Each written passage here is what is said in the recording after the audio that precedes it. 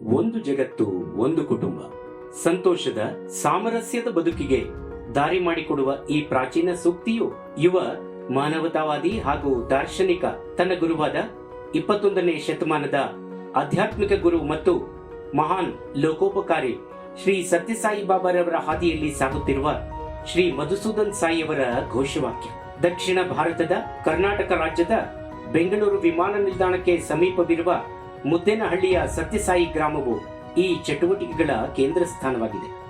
ಶ್ರೀ ಸತ್ಯಸಾಯಿ ಬಾಬಾರವರ ಸಂದೇಶವಾದ ಎಲ್ಲರನ್ನು ಪ್ರೀತಿಸು, ಎಲ್ಲರಿಗೂ ಸೇವೆ ಸಲ್ಲಿಸು ಎಂಬ ವಾಕ್ಯದಿಂದ ಸ್ಫೂರ್ತಿ ಪಡೆದಿರುವ ಈ ಅಭಿಯಾನವು ಯಾವ ಮಗುವು ಎಂದು ಹಸಿದ ಹೊಟ್ಟೆಯಲ್ಲಿ ಶಾಲೆಗೆ ಹೋಗದಿರಲಿ ಎಂಬುದು ಅನ್ನಪೂರ್ಣ ಬೆಳಗಿನ ಪೌಷ್ಟಿಕತೆ ಕಾರ್ಯಕ್ರಮದ ಧ್ಯೇಯವಾಕ್ಯ. ಈ ಕಾರ್ಯಕ್ರಮವು 2012ರಲ್ಲಿ ಆರಂಭವಾಯಿತು. ಇಂದು ಭಾರತದ 25 ರಾಜ್ಯಗಳು ಹಾಗೂ 5 ಕೇಂದ್ರಾಡಳಿತ ಪ್ರದೇಶಗಳ ಮತ್ತು 5 ಹೊರದೇಶಗಳ 3 ದಶಲಕ್ಷಕ್ಕೂ ಅಧಿಕ ಶಾಲಾ ಮಕ್ಕಳಿಗೆ ಪ್ರತಿದಿನ ಬೇಯಿಸಿದ ಆಹಾರದ ರೂಪದಲ್ಲಿ ಅಥವಾ ಸಾಯಿಶ್ವರ್ ಬಹು ಪೋಷಕಾಂಶ ಭರಿತ ಪಾನೀಯದ ರೂಪದಲ್ಲಿ ಬೆಳಗಿನ ಪೌಷ್ಟಿಕತೆ ಸಿಗುವಂತೆ ನೋಡಿಕೊಳ್ಳಲಾಗುತ್ತಿದೆ. ಇದೀಗ ಶ್ರೀ ಸತ್ಯಸಾಯಿ ಅನ್ನಪೂರ್ಣ ಟ್ರಸ್ಟ್ನಿಂದ ಒದಗಿಸಲಾದ ಸಾಯಿಶ್ವರ್ ರಾಗಿ ಪೋಷಕಾಂಶಗಳುಳ್ಳ ಮಿಶ್ರಣ ಹಾಗೂ ಕರ್ನಾಟಕ ಸರ್ಕಾರದ ಕ್ಷೀರಭಾಗ್ಯ ಯೋಜನೆಯಡಿ ಕೊಡಲ್ಪಡುವ ಹಾಲಿನಿಂದ ತಯಾರಿಸುವ ಆರೋಗ್ಯ ಮಿಶ್ರಣವನ್ನು 55,56,000 ಸರ್ಕಾರಿ ಹಾಗೂ ಅನುದಾನಿತ ಶಾಲಾ ಮಕ್ಕಳಿಗೆ ಉಚಿತವಾಗಿ ಕೊಡಲಾಗುವುದು. ಈ ಪೌಷ್ಟಿಕಾಂಶ ಕಾರ್ಯಕ್ರಮದ ಒಂದು ವೈಶಿಷ್ಟ್ಯವೆಂದರೆ ಸಾವಯವ ರಾಗಿಯನ್ನು ರಾಜ್ಯದಾದ್ಯಂತ ರೈತರಿಂದ ನೇರವಾಗಿ ಖರೀದಿಸಲಾಗುತ್ತದೆ.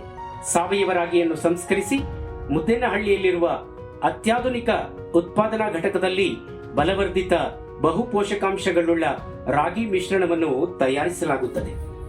ಈ ಸೌಲಭ್ಯವು ಪ್ರತಿ ತಿಂಗಳು 750 ಟನ್ನುಗಳಷ್ಟು ಬಹು ಪೋಷಕಾಂಶಗಳ ಪೂರಕಗಳನ್ನು ಉತ್ಪಾದಿಸುವ ಸಾಮರ್ಥ್ಯವನ್ನು ಹೊಂದಿದೆ ಮತ್ತು ಯಾವುದೇ ಬಹುರಾಷ್ಟ್ರೀಯ ಕಂಪನಿಗೆ ಸಮಾನವಾಗಿದೆ.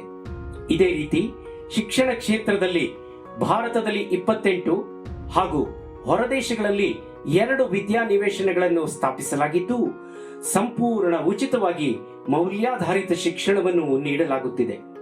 6ನೇ ತರಗತಿಯಿಂದ ಸಂಶೋಧನಾ ಹಂತದವರೆಗೆ ಗ್ರಾಮೀಣ ಪ್ರದೇಶದಿಂದ ಬಂದ ಸುಮಾರು 5,000 ಮಕ್ಕಳು ಈ ಸಂಸ್ಥೆಗಳಲ್ಲಿ ವಿದ್ಯಾಭ್ಯಾಸ ಪಡೆಯುತ್ತಿದ್ದಾರೆ.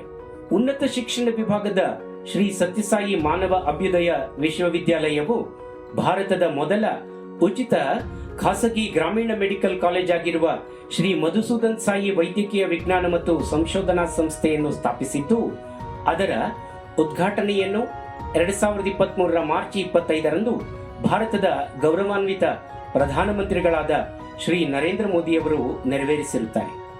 2023 ಜುಲೈ 3ರಂದು ಈ ವಿಶ್ವವಿದ್ಯಾಲಯವು ತನ್ನ 2ನೇ ಘಟಿಕೋತ್ಸವವನ್ನು ಆಚರಿಸಿತು.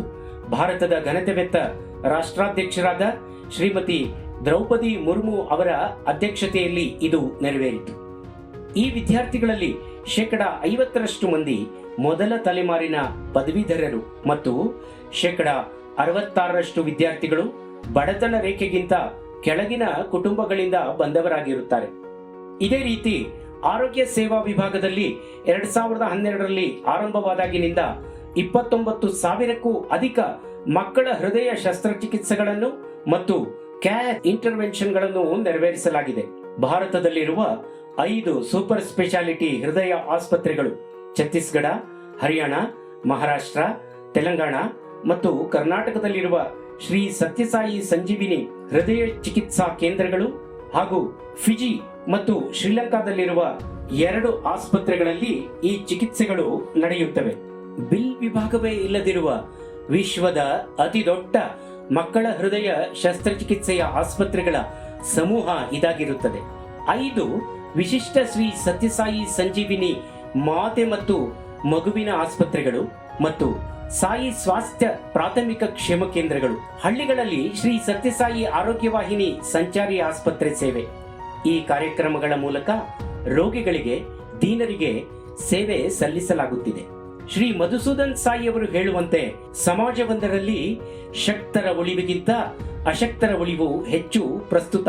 ಬಡ ಅವಕಾಶಹೀನರ ಅವಶ್ಯಕತೆಗಳ ಬಗ್ಗೆ ನಾವು ಕಳಕಳಿ ಬೆಳೆಸಿಕೊಳ್ಳಬೇಕು ಮತ್ತು ನಮ್ಮಲ್ಲಿ ಪರಸ್ಪರ ಜವಾಬ್ದಾರಿ ಇರಬೇಕು. ಆಗ ಮಾತ್ರ ನಾವು ಮುಂದಿನ ಪೀಳಿಗೆಗಾಗಿ ಒಂದು ಸಮಾನತೆಯ ಸಮಾಜವನ್ನು ನಿರ್ಮಿಸಲು ಸಾಧ್ಯ.